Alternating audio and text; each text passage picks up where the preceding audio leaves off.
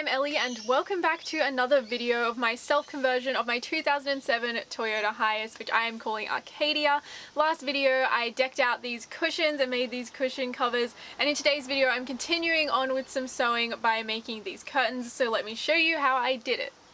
I'm Ellie Wilder and you're watching Wilder in Motion.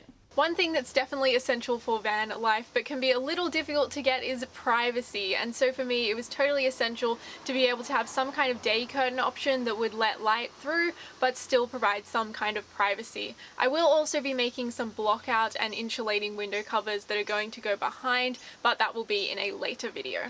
So the first thing to decide is where the curtains are going to go.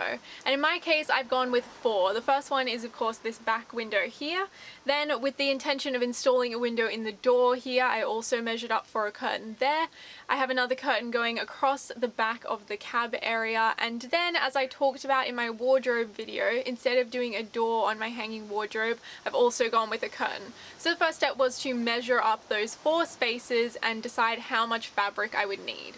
I did originally buy some sheer curtains, but they were way too sheer. I might as well have not had a curtain at all, and it seems like I could only find that or a block out curtain. So I've decided to make my own, and the basis of which is this, which is called voile, and it is curtain material. It actually already has the little sleeve for the curtain rod to go into, which is really handy. But as you can see, this is very see-through. So that's still not quite enough. I basically want to let the light in but not have it be super obvious that there's someone inside. So I've also got some regular dress fabric. This is poplin, which is a type of cotton.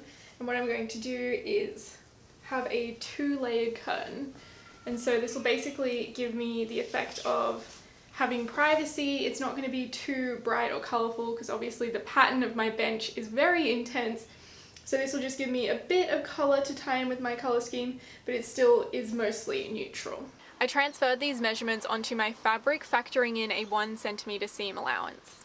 I attached the poplin to the back of the voile just below the curtain rod sleeve by pinning and then sewing with a straight stitch.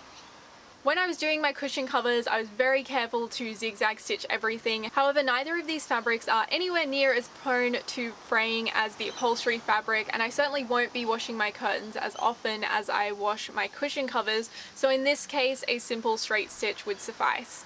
The voile comes pre-hemmed in lots of different lengths, so I specifically chose lengths that were appropriate to the size, which meant that I didn't have to hem the voile. If the fabric didn't come pre-hemmed or I had to cut it down, I would use a simple rolled hem. For the sides, I folded over the edges 1 centimeter, pinned them down, and attached the 2 fabrics using a straight stitch. This way the whole thing is secured as one curtain. I gave everything a good iron and then checked to make sure the curtains fit in the van.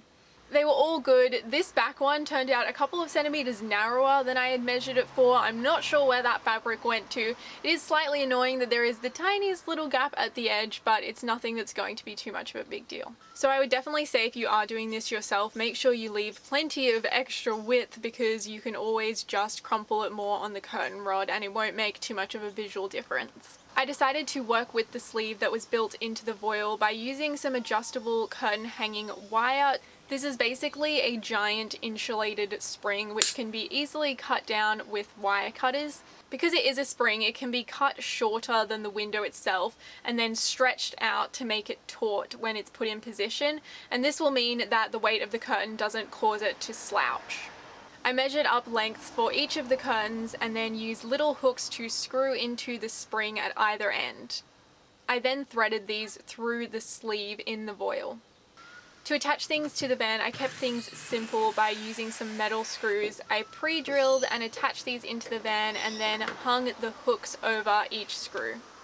And to keep the curtains open or keep them in place while I'm driving, I'm just using a little piece of ribbon to tie around them.